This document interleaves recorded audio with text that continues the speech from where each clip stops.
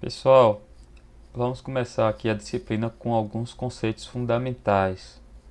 O primeiro deles é do que trata o problema de controle em si. Então, um problema de controle, ele tem sempre um sistema que é o que a gente quer impor um certo comportamento.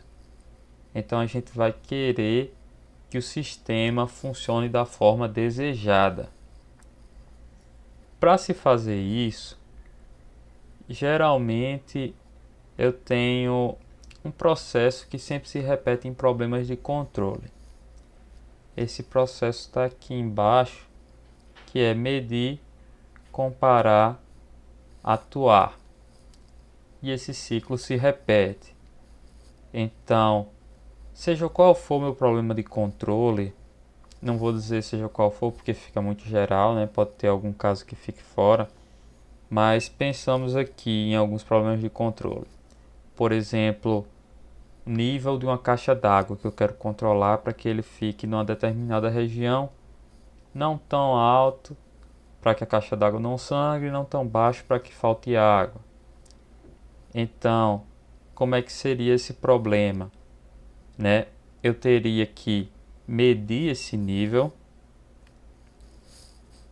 Com essa medição, eu vou comparar com o nível desejado que eu tenho, ou então, nesse caso, uma faixa de níveis que está de acordo. E aí eu vou atuar em cima dessa informação. Deixa eu pensar em outro exemplo aqui. Por exemplo, o posicionamento de um braço robótico. Eu quero pegar uma bola com um bracinho robótico. Então, o braço robótico, para controlar ele, eu preciso saber qual é a posição que ele está. E preciso saber qual é a posição que eu quero que ele chegue, né? E aí esse saber qual é a posição que ele está é o medir, né? Eu vou ter que medir isso de alguma forma e aí eu vou comparar. Comparando é onde eu tenho que saber onde quer que ele chegue, para que eu diga qual é a diferença, né? Se ele está longe, se está perto. E em seguida eu vou atuar. A atuação seria eu mandar um sinal para que os motores dele façam uma determinada rotação que mude a posição do braço chegando no ponto desejado. Então, basicamente, qualquer problema de controle tem essa característica, esse comportamento, esse layout, digamos assim. Então, vamos ver o que eu escrevi aqui. O problema de controle consiste em atuar num sistema de modo a fazer com que o sistema se comporte da maneira desejada. Normalmente, esse trabalho consiste em medir a saída do sistema, comparar com o valor desejado e atuar no sistema a fim de levar a saída para o valor desejado. Beleza?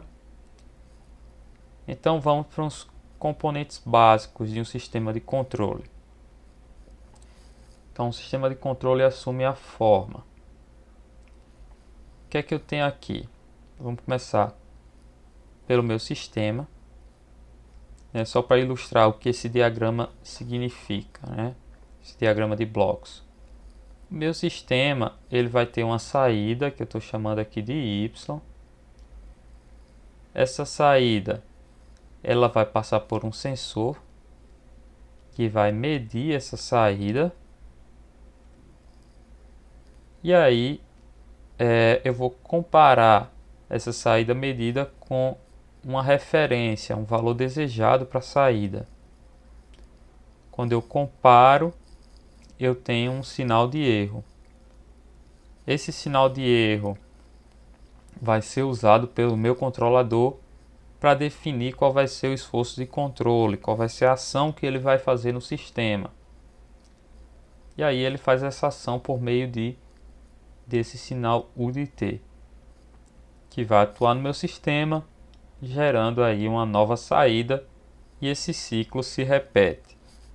Então a gente vê que tem essa característica de medir, né, medir aqui no sensor, comparar e atuar no meu sistema. Beleza?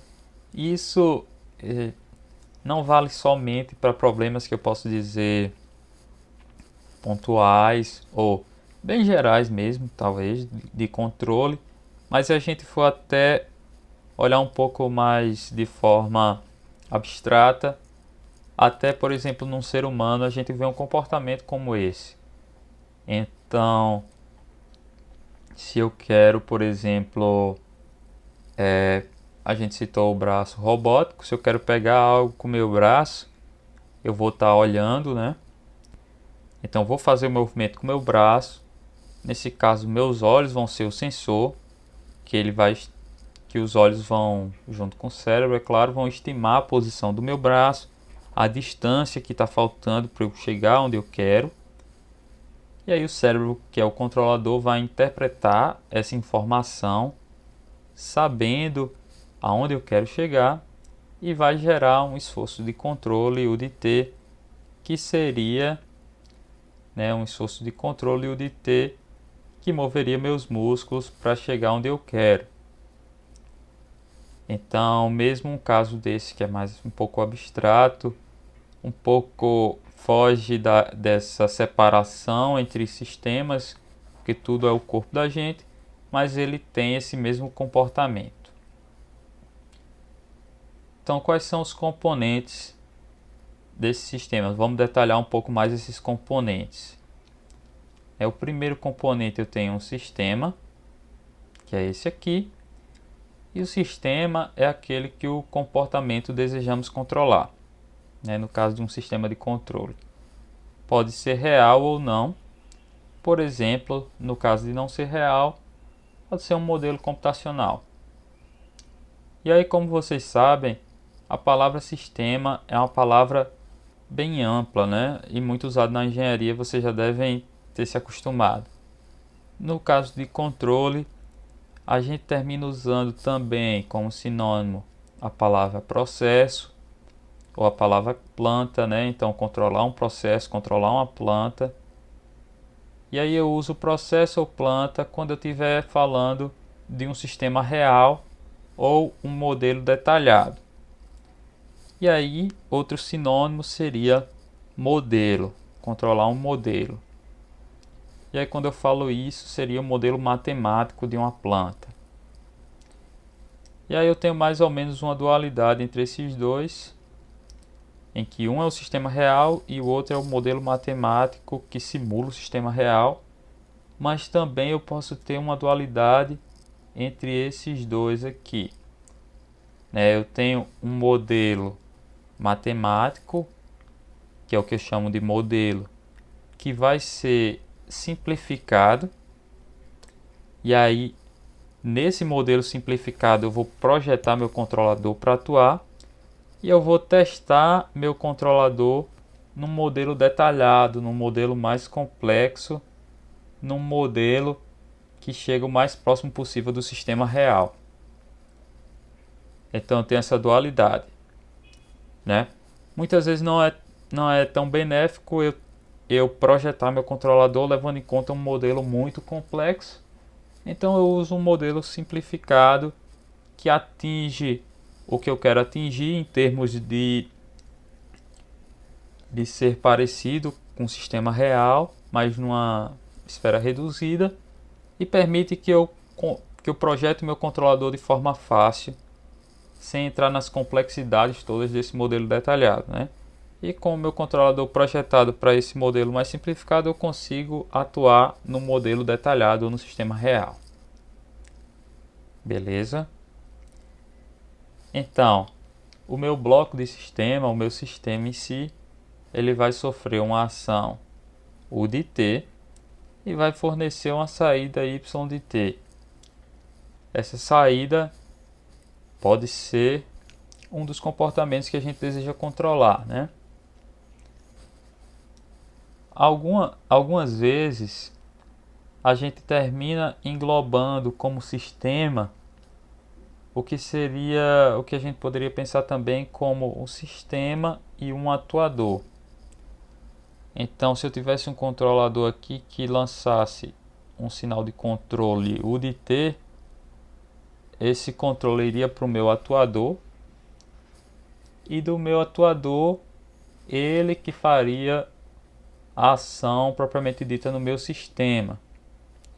E aí muitas vezes a gente pensa no conjunto desses dois como sendo o sistema. Beleza? Eu vou explicar um pouco num exemplo aqui à frente. Ó, outro componente que eu tenho é um controlador, e esse recebe um sinal de erro, aqui o meu EDT, que é a diferença entre o valor desejado e o valor medido, né? Processa esse sinal de erro e gera um esforço de controle para atuar no sistema, que seria o meu UDT. Além disso, eu tenho outro componente que é o sensor. O sensor, como o nome diz, ele é sensível à resposta do sistema, de forma que ele detecta essa resposta e traduz em informação útil e trabalhável. Então, meu sensor, fisicamente, ele vai ser um equipamento que é sensível, como o nome disse, àquilo que meu sistema tem de saída. Beleza? Então, por exemplo, se eu quero medir a aceleração, eu uso algo que é sensível a isso. No caso, seria um acelerômetro.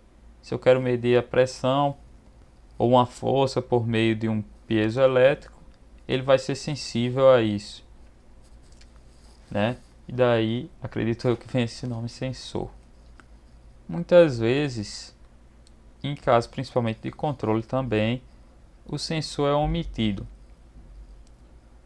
A gente não mostra ele e muitas vezes não leva ele em consideração.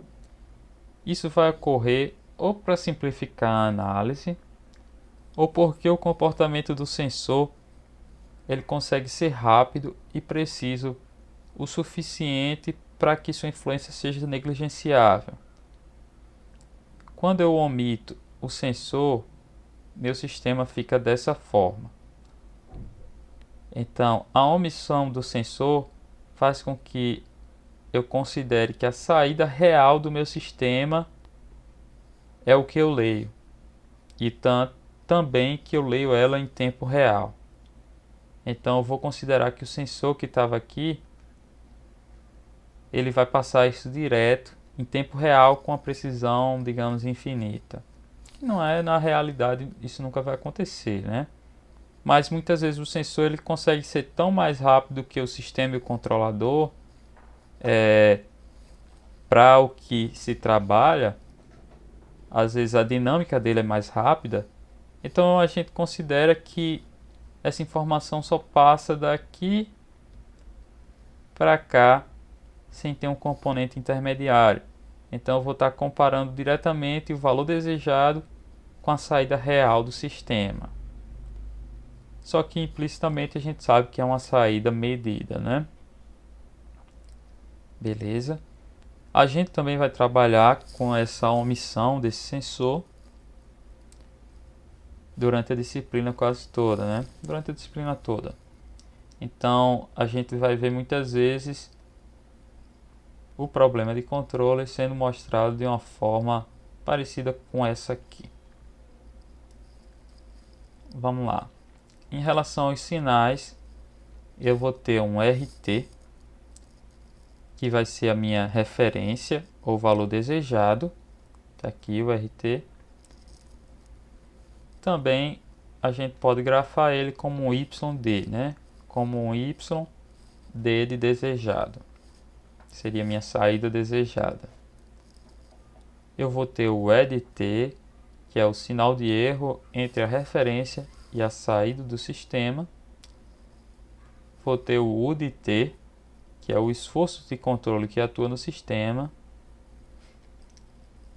O YDT é a saída ou a resposta do sistema. E o YMDT seria a medição dessa saída. Beleza, pessoal? Então vamos aqui para alguns exemplos. Exemplos de sistemas de controle, né? Então vamos pensar num sistema que seja um sistema térmico. Aqui eu coloquei quarto, geladeira ou torradeira. Então seria um quarto que eu estou climatizando, uma geladeira que vai esfriar os alimentos e uma torradeira que vai esquentar. E aí eu vou atuar nesse sistema por meio de um aquecedor ou um resfriador, né? No caso aqui seria um ar-condicionado para o quarto, por exemplo. Então vamos pensar no quarto. Eu vou ter a temperatura do quarto, que vai ser medida por um termômetro, e vai me dar essa temperatura medida. Eu vou comparar essa temperatura medida com a temperatura desejada. Então, supondo que no meu ar-condicionado eu coloquei 24 graus. E aí a temperatura que eu meço aqui é 28 graus. Então eu vou ter um erro aqui de 4 graus.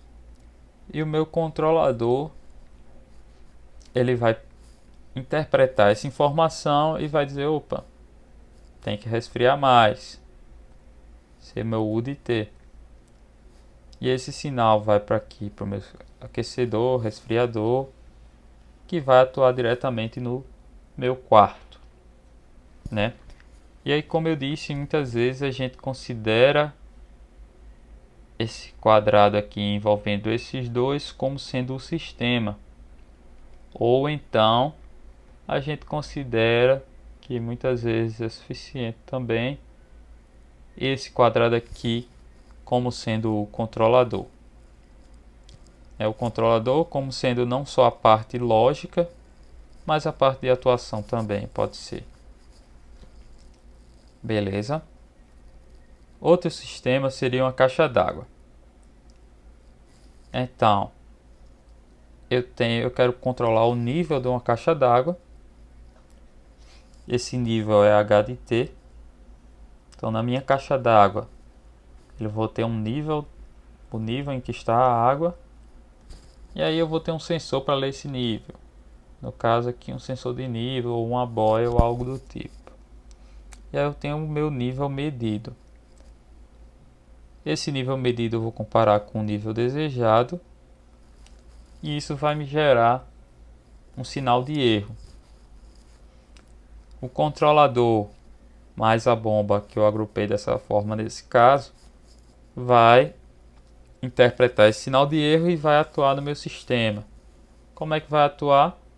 Ou injetando, se a vazão, se a água está descendo, ele vai injetar uma grande quantidade de água, né? Se ele já está num nível bom, ele para de injetar água. E assim por diante, né? Então isso vai ter efeito na minha caixa d'água. E eu vou pegar esse nível novamente, ler e repetir todo esse processo. Essa parte de controle, de sistemas de controle, é um processo contínuo, é sempre isso. Medir, comparar, atuar, medir, comparar, atuar. E por fim, o terceiro exemplo aqui seria de dirigir. Então, eu tenho, por exemplo, um carro, tenho o meu corpo que vai atuar no carro, por exemplo, o meu braço que vai girar o volante. Eu tenho o meu cérebro, que é meu controlador aqui, que vai receber o sinal de erro e vai mandar a ação que meu corpo vai efetuar, né? No caso, vai controlar, digamos assim também, né? Seria um controlador dentro de um controlador, mas vai controlar meus braços para que ele faça um movimento necessário para guiar o carro. E aí eu tenho a posição do meu carro, que eu meço ela por meio dos meus olhos. Beleza? Então eu vou medir ela e vou ter essa informação por meio dos meus olhos. Eu tenho uma posição desejada para o meu carro. Então se meu carro está indo para o acostamento, eu trago ele de volta para o meio da faixa. Então essa posição desejada eu comparo com a posição medida. Isso vai me gerar um sinal de erro que o meu cérebro vai interpretar e vai mandar um sinal de controle para que o meu corpo efetue a ação de guiar o carro, né? De girar o volante, por exemplo, de acelerar, de frear. Isso vai ter efeito no carro e na posição dele, é claro. Então fica nesse looping aí. Beleza, pessoal?